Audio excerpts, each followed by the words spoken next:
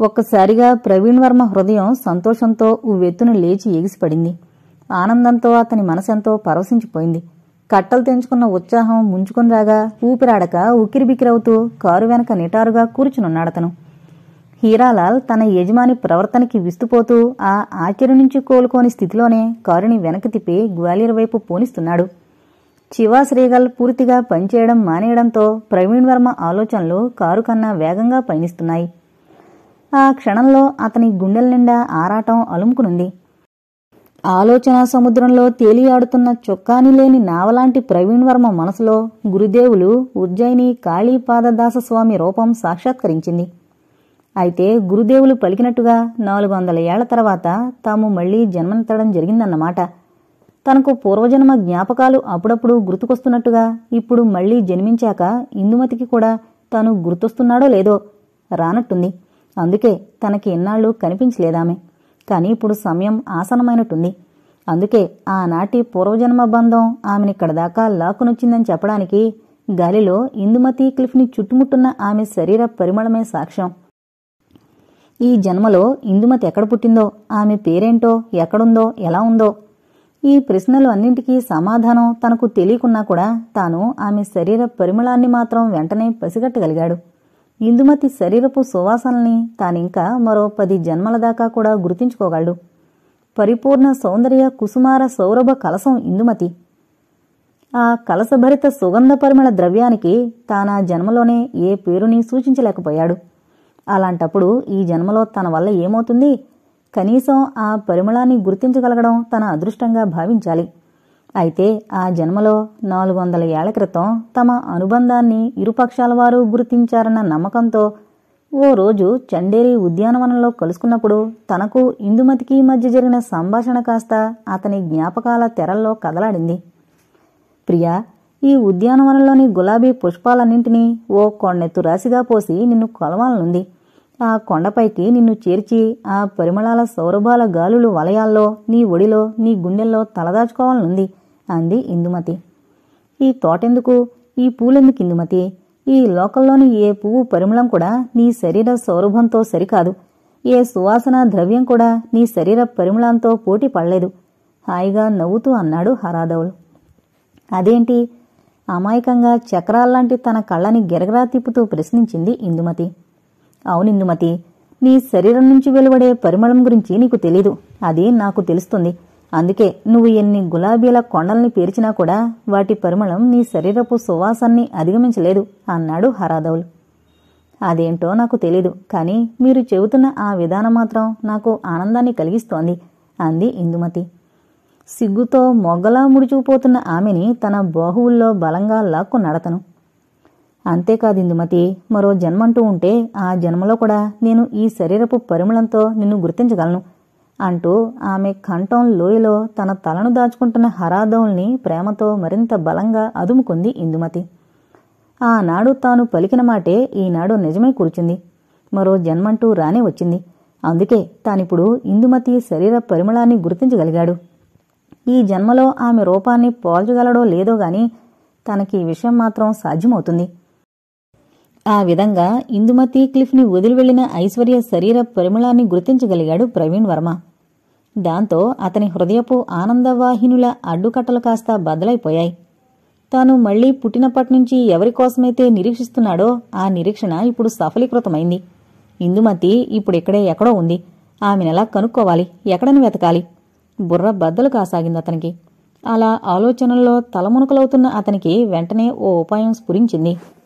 వెంటనే గ్వాలియర్కి తిరిగి వెళ్లి జియాజీరావుకి ఇందుమతి అన్వేషణ బాధ్యతల్ని అప్పగించాలనే నిర్ణయానికొచ్చాడతను.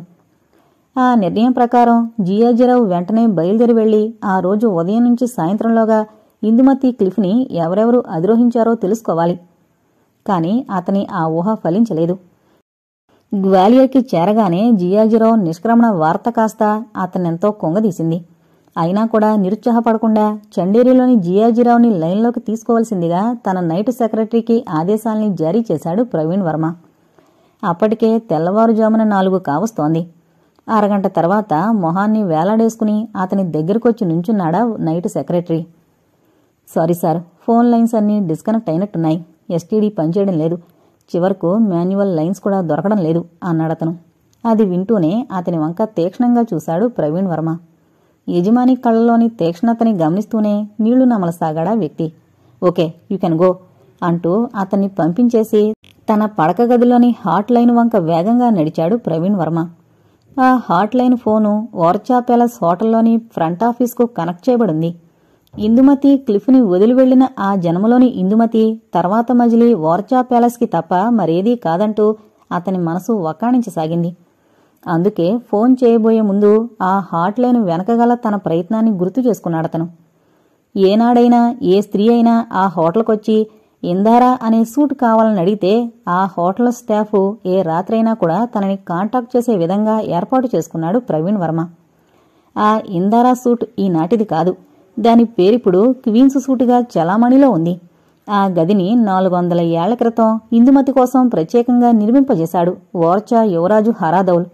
తన అభిరుచుల మేరకు దగ్గరుండి ప్రత్యేకంగా నిర్మించుకున్నాడతను.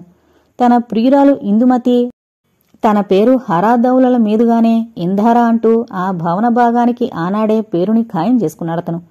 ఇందుమతితో వివాహమయ్యాక తమ తొలి రాత్రిని ఆ వాటాలోనే గడపాలనుకున్నాడు యువరాజు హరాదౌల్. ఆ ఇందారా అనే పేరు వెనక రహస్యాన్ని ఇందుమతికి చెప్పగానే ఆమె ఆనందంతో అతన్ని కౌగిలించుకుందప్పుడు. ఆ భవన భాగం అప్పటి వరకు తనకు ఇందుమతికి తప్ప ఎవరికీ తెలీదు. అందువల్ల ఏ నాటికైనా ఏ జన్మలోనైనా ఆ పేరును వల్లించిన యువతే తన ఇందుమతి కాగలదనే బలమైన నమ్మకంతో ఉన్నాడు ఈనాటి ప్రవీణ్ వర్మ. అందుకే ఆ ప్యాలెస్ని హోటల్గా మార్చినప్పటి నుండి ఆ సూట్ని తన పేరిట పర్మనెంట్గా బుక్ చేసుకుని అద్దె చెల్లిస్తున్నాడు అతను. 7 ఏళ్ల నుంచి ఎవరూ దిగని ఆ వాటాకి అద్దెని చెల్లిస్తున్న ప్రవీణ్ వర్మని ఓ వెర్రివాడుగా జమకట్టిందా హోటల్ యాజమాన్యం ఎన్నాళ్ళు. కాని ఈరోజు ఆ హోటల్లోకి ఓ యువతొస్తుందని, ఆమెకు సరైన అతిథి సౌకర్యాల్ని అందజేయాలని గ్వాలియర్ నుంచి తెల్లవారుజామున 4:30కి హాట్ లైన్లో ప్రవీణ్ వర్మ కంఠం మారుమ్రోగేసరికి కంగారుతో చిందులేసింది నైట్ డ్యూటీలో ఉన్న ఫ్రంట్ ఆఫీస్ లేడీ ఎగ్జిక్యూటివ్ ఇందారా. ఆ పేరును వింటూనే అదిరిపడిందా యువతి. తాను ఆ హోటల్లో ఉద్యోగంలో చేరిన తర్వాత మొదటిసారిగా వింటోందా పేరు. క్వీన్స్ సూటుకు బదులుగా ఇందారా అనే ఆ పేరుని వినేసరికి తెలియకుండానే ఆమెకి ముచ్చెమట్లు కమ్ముకోసాగాయి. 7 ఏళ్లుగా ఏ గెస్టు కూడా ఆ గదిలో బస చేయలేదు. తొలిసారిగా ఈనాడు ఆ గదిని పావనం చేయబోతున్న ఆ అరుదైన అతిథి కోసం ఆమె కళ్ళు ఎదురుచూడసాగాయి. ఆసక్తితో తన డ్యూటీ అయిపోయినా కూడా ఆ ఆఫీసులోనే కంటిన్యూ చేస్తున్న నైట్ షిఫ్ట్ కొలీగ్ వంక ఆశ్చర్యంగా చూసింది. పొద్దున్నే ఆమెని రిలీవ్ చేయడానికొచ్చిన మార్నింగ్ షిఫ్ట్ ఎగ్జిక్యూటివ్. ఉదయం సరిగ్గా 10 గంటలకల్లా ఆ హోటల్ పోర్టికోలో ఆగిన కారులోంచి దిగింది ఐశ్వర్య. నిద్రలో నడిచే వ్యక్తిలా హోటల్లోకి వెళుతున్న ఆమెని ఏ విధంగా అన్వయించుకోవాలో జియాజీరావుకు బోధపడకుండా పోయింది. ఐశ్వర్య ప్రవర్తన తనక్కూడా అర్థం కాకపోయినా ఆమె వెనకాలే తను కూడా పరుగు తీసింది రూపమతి. మిస్ చండేరి ఆంధ్రప్రదేశ్ పరిగెత్తుకుంటూ వచ్చి అరిచాడు జియాజీరావు. రూమ్ నెంబర్ 118 అంది డ్యూటీలో ఉన్న front office executive. I want Indara అంది ఐశ్వర్య. అది వింటూనే తన కుర్చీలో ఎగిరిపడింది నైట్ డ్యూటీ లేడీ ఎగ్జిక్యూటివ్. ఆమెకది వింటూనే ముచ్చెమట్లు ముంచుకొచ్చాయి. Yes madam. ఉదయం డ్యూటీలో ఉన్న లేడీ ఎగ్జిక్యూటివ్ కూడా ఐశ్వర్య అందాన్ని చూస్తూ అదిరిపోతూ పలికింది. అప్పటికే హోటల్లోని హాట్ లైన్లో మాట్లాడుతోంది night duty lady officer. Yes sir, you're right sir. She is here right now. The most beautiful lady I have ever seen and she wants Indara. ఆమె ప్రవీణ్ వర్మతో మాట్లాడుతుండడం గమనించి వెర్రివాళ్లా చూస్తూ ఉండిపోయాడు జియాజీరావు. అప్పటికప్పుడే ఓర్చాకి వెళ్లి తీరాలనే స్థిర నిర్ణయానికొచ్చిన భవానీప్రసాద్ వెంటనే బిజీ అయిపోయాడు. డాక్టర్ ఏఎస్ రావు నగర రైల్వే బుకింగ్ ఆఫీస్కి వెళ్లి ఆ రాత్రే బయలుదేరే దక్షిణ ఎక్స్ప్రెస్లో ఓ 4 బెర్తల్ని బుక్ చేశాడు. తనకు, హైమావతికి, ప్రొఫెసర్ రాచప్పలతో బాటుగా శ్రీతేజ కూడా టికెట్ తీసుకున్నాడు. ఆ కుర్రాడు వెంటుంటే తమకు చేదోడు వాదోడుగా ఉంటాడని భావించాడతను. భవానీప్రసాద్ వీధిలోకి వెళ్లిపోగానే ఇంట్లో మిగిలిపోయిన హైమావతి బుర్రని తినేశాడు ప్రొఫెసర్ రాచప్ప. అనేక వ్యర్థ ప్రశ్నలతో ఆమెని రాచి రంపాన పెట్టేశాడతను. రాచప్ప తనను ప్రశ్నిస్తున్న తీరుని ఆకలింపు చేసుకోగా ఓర్చా ప్యాలెస్ల చారిత్రక వివరాలకు బదులుగా అతను మరేదో విషసేకరణకు ఉపక్రమించినట్లుగా తోచిందామెకి. అలా తోచగానే హైమావతిలో అదో రకమైన ఆందోళన ప్రారంభమైంది. ఆ కారణంగా ప్రొఫెసర్ ముందు నుంచి వెంటనే తప్పుకుందామె. ఉన్నట్టుండి హైమావతల అంతర్ధానమయ్యేసరికి దెబ్బతిన్నవాళ్ల మొహాన్ని వేలాడేసుకుని కూర్చుండిపోయాడు ప్రొఫెసర్ రాచప్ప. శ్రీతేజని తమ వెంట వచ్చేందుకు ఒప్పించి ఇల్లు చేరిన భవానీప్రసాద్ పాలిపోయిన ముఖంతో సోఫాలోకి జారిపోయిన మిత్రుడి వంక అదోలా చూశాడు. ఏంట్రా అలా ఉన్నావు? భవానీప్రసాద్ కంఠస్వరాన్ని వింటూనే కళ్ళు మూసుకునున్న రాచప్ప త్రుళ్ళిపడ్డాడు. కాని వెంటనే సమాధానం చెప్పలేదతను. ఏం జరిగింది? మళ్లీ అడిగాడు భవానీప్రసాద్. ఏం లేదురా, కొంచెం తలనొప్పిగా ఉంది అంటూ దాటవేయడానికి ప్రయత్నిస్తున్న అతన్ని వదిలేసి లోనికెళ్లాడు భవానీప్రసాద్. అతన్ని చూస్తూనే హైమావతి ఎదురొచ్చింది. ఏమండి, మీ స్నేహితుడెందుకో నాకు నచ్చలేదండి. అతని ద్వారా ఐశ్వర్యకేదో ప్రమాదం రానున్నట్లుగా తోస్తోంది నాకు. అదేంటో నాకు తెలియడం లేదు. కానీ మీరు కొంచెం జాగ్రత్తగా ఉండండి. ఆ మాటలనేసి వంటగదిలోకి వెళ్లిపోయిన హైమావతి వంక అలాగే చూపును నిలిపేసి చూస్తూ ఉండిపోయాడు భవానీప్రసాద్. విషయం ఏమై ఉంటుందా అనే విషయాన్ని ఆలోచిస్తూ అక్కడే నిలబడిపోయాడతను చాలాసేపు. ఇహ సాయంకాలం దాకా సామాన్లని సర్దుకోవడంలోనే వారికి రోజంతా సరిపోయింది. తాను బిజీగా గదులన్నీ తిరగేస్తుండగా కనీసం నోటమాట కూడా లేకుండా ముందు గదిలో సోఫాలో ఏదో ఆలోచనల్లో మునిగిపోయిన ప్రొఫెసర్ రాచప్ప ధోరణ్ణి ఏ విధంగా అన్వయించుకోవాలో తెలియక మౌనంగా ఉండిపోయాడు భవానీప్రసాద్. మధ్యాహ్న భోజన సమయంలో కూడా అన్యమనస్కంగానే ప్రవర్తిస్తున్న రాచప్పని మాటల్లోకి దింపడానికి భవానీప్రసాద్కి కూడా మనస్కరించలేదు. అయితే రాత్రి 7 గంటలకు ప్రొఫెసర్ కోసం ఎవరో రావడం చూసి హైమావతిలోని ఆందోళన మరింత ఉధృతమైపోయింది. వీధిలో ఆగున్న కారులోని వ్యక్తుల దగ్గరకు వెళ్లి మాట్లాడి వెనక్కి తిరిగొచ్చిన మిత్రుడి ముఖం కోపంతో జేవురించి ఉండడాన్ని గమనించాడు భవానీప్రసాద్. కాని విషయం తెలుసుకోవాలని ప్రయత్నించలేదతను. 8:30కు సరిగ్గా బయలుదేరిన రైలు కిటికీలోంచి ప్లాట్ఫారం వంక చూస్తున్న ప్రొఫెసర్ రాచప్ప కాస్త ఒక్కసారిగా దిగ్గున లేచి నుంచున్నాడు. ఈసారి అతని ముఖంలో విపరీతమైన భయం తొణికిసలాడడం బాహాటంగా కనిపిస్తోంది. ఆ విషయాన్ని రాచప్ప పక్కనే కూర్చునున్న శ్రీతేజ కూడా గమనించాడు. ఉదయం నుంచి వచ్చిన ఓ గంటదాకా మాత్రమే సరదాగా మాట్లాడిన మనిషల్లా మిగతా సమయమంతా కూడా వింతగా ప్రవర్తిస్తోన్న మిత్రుడి విషయం కొంచెం ఆదుర్దాకరంగా తోచింది భవానీప్రసాద్కి.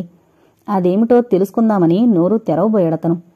కాని మొట్టమొదటిసారిగా అతని చేతిని తట్టి వద్దు అన్నట్లుగా కళ్లతో వారించింది అంతవరకు అతన్నే గమనిస్తున్న హైమావతి. హైమావతల తనని తాకేసరికి భవానీప్రసాద్ ఆశ్చర్యంగా ఆమె వంక చూశాడు. ఆమె మాత్రం అతని వంక చూడలేదు.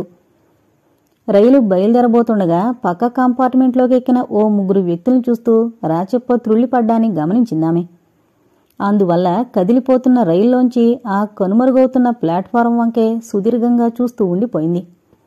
రైలు కాజీపేటకు చేరాక మార్పు కోసం శ్రీతేజ, భవానీప్రసాద్లు ప్లాట్ఫారంపైకి దిగిపోయారు. ప్రొఫెసర్ రాచప్ప రైల్లోనే కూర్చుండిపోవడం చూసి, అంకుల్ రండి, కూల్ డ్రింక్ తీసుకుందాం అన్నాడు శ్రీతేజ.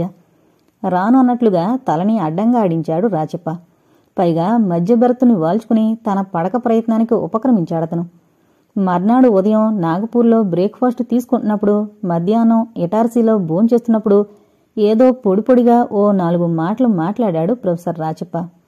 హైమావతి చెప్పినట్లుగా మిత్రుడి ప్రవర్తన కొంచెం అనుమానాస్పదంగా కనిపిస్తుండగా భవానీప్రసాద్ కూడా అతనితో మాటల్ని పెంచుకోలేదు. శ్రీతేజ మాత్రం హైమావతిని, భవానీప్రసాద్ను సరదా కబుర్లతో కట్టిపడేశాడు రోజంతా. వాళ్లలా తమ ప్రపంచంలో తాముండగా తన అటాచీలోంచి ఏవో మ్యాపులు, పుస్తకాల్ని చూస్తూ తన ప్రపంచంలో తానుండిపోయాడు ప్రొఫెసర్ రాచప్ప. భోంచేశాక హైమావతి, శ్రీతేజలు రాచప్ప పక్కకి చేరుకోగానే కింద బెర్తపైన నడుం వాల్చాడు భవానీప్రసాద్. బయట బాగా ఎండగా ఉంది. కంపార్ట్మెంట్లో బాగా ఉక్కపోస్తోంది. పైన తిరుగుతున్న ఫ్యాన్ గాలి వేడిగా ఒంటిని తాకుతోంది. ఐశ్వర్య పూర్వజన్మలోని ఇందుమత అయింటుందని ప్రొఫెసర్ రాచప్ప నిర్ధారించడంతో ఆ విషయాన్ని సునాయాసంగా భరించడం లేదు భవానీప్రసాద్ మనసు. ఏ జన్మలో తను ఏమైనా కాని ఆ అమ్మాయి ఇప్పుడు తన కూతురు. తను కన్నాడు తనని. తండ్రిగా ఆమెని కనిపెట్టుకోవాల్సిన బాధ్యత, కాపాడాల్సిన బాధ్యత తనపైనే ఉంది. రేపు ఆమెకి పెళ్లి చెయ్యాలి. మరి రాచప్ప చెప్పినట్లుగా ఆ పూర్వజన్మలోని హరాదౌల్ ఈ జన్మలో ఎక్కడ పుట్టుంటాడు? ఎలా తెలుసుకునేది? ఆలోచిస్తుండగానే కన్ను మూతబడింది అతనికి. భోపాల్లో రైలు ఆగినప్పుడు టాయిలెట్కు వెళ్లాడు ప్రొఫెసర్ రాచప్ప. రైలు కదిలి వేగాన్ని పుంజుకున్నాక కూడా అతను తిరిగి రాకపోవడం చూసి ఆశ్చర్యపోయాడు శ్రీతేజ. హైమావతికి కూడా ఆ ఆలస్యానికి కారణం బోధపడలేదు. మరో గంట గడిచాక ఇక కుతూహలాన్ని భరించలేక ప్రొఫెసర్ రాచప్ప కోసం టాయిలెట్ వంక నడిచాడు శ్రీతేజ. ఓ 2 గంటల నిద్ర తర్వాత లేచి కూర్చున్న భవానీ ప్రసాద్కు విషయాన్ని వివరించింది హైమావతి. దాంతో కంగారు పడిపోయాడతడు. ఈలోగా వెస్టిబుల్స్ గుండా నడుస్తూ అన్ని కంపార్ట్మెంట్లని, టాయిలెట్స్ని వెతికి తిరిగొచ్చాడు శ్రీతేజ. అంకుల్, ప్రొఫెసర్ అంకుల్ రైల్లో ఎక్కడా లేరు అంటూ కూర్చుండిపోయిన శ్రీతేజ వంక కంగారుగా చూశారు భవానీ ప్రసాద్. రైలు ఝాన్సీని చేరేసరికి రాత్రి 10 అయింది. ప్రొఫెసర్ రాచప్ప అటాచీని కూడా తీసుకుని ఆ ముగ్గురు రైలు దిగిపోయారు. కానీ ఆ రైల్లోంచి మాత్రం రాచప్ప దిగలేదు. ఓర్చా ప్యాలెస్ హోటల్తో హాట్లైన్లో మాట్లాడాక రిసీవర్ని పెట్టేస్తూ ఇంటర్కామ్ స్విచ్ నొక్కబోయాడు ప్రవీణ్ వర్మ. వెంటనే హెలికాప్టర్ను సిద్ధం చేయించమని నైట్ డ్యూటీ సెక్రటరీతో చెప్పబోయిన అతని ముందున్న ఆ ఇన్స్ట్రుమెంటు బజర్ ముందుగా మోగింది. అప్పుడు గోడగడియారం వంక చూశాడు ప్రవీణ్ వర్మ. ఉదయం 6 కావస్తోంది. సార్, సెక్రటరీ పిలుపు వినిపించింది. ఎస్ అన్నాడు ప్రవీణ్ వర్మ. బ్రిటిష్ యువరాణి Diana is landing in Gwalior at 11. Secretary కంఠం మెల్లగా పలికింది. అది వింటూనే త్రుళ్ళిపడ్డాడు ప్రవీణ్ వర్మ. మీ ఇన్విటేషన్ని మన్నించి బయలుదేరుతున్నామే.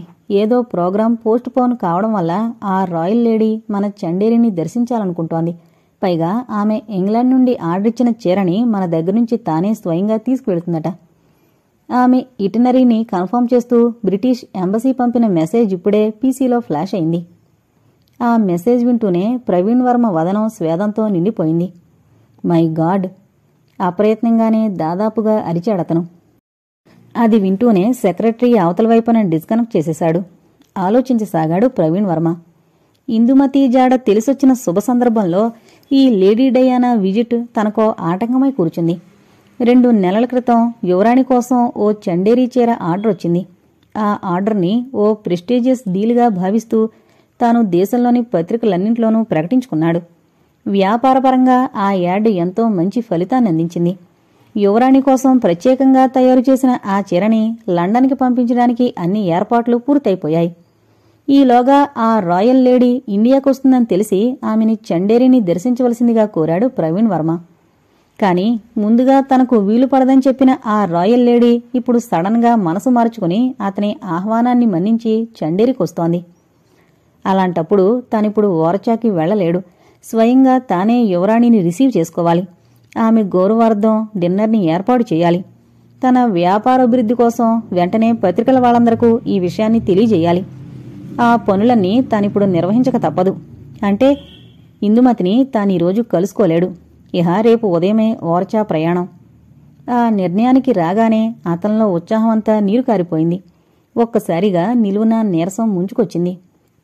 దాంతో సెక్రటరీని ఒకసారి తన గదికి రావాల్సిందిగా కోరుతూ పక్కనే ఉన్న చైర్లోకి జారిపోయాడు Praveen Varma. Please contact Jiyajirao at Orchha, the lady in Indara. I mean queen's సూట్లో ఉన్న యువతికి అతను అన్ని సదుపాయాల్ని సక్రమంగా ఏర్పాటు చేయాలి. ఆమెకై చేసే అరేంజ్మెంట్లు నాకన్నా ఎక్కువ సౌకర్యంగా ఉండాలి అంటున్న ప్రవీణ్ వర్మ వంక ఆశ్చర్యంగా చూస్తూ ఉండిపోయాడా సెక్రటరీ.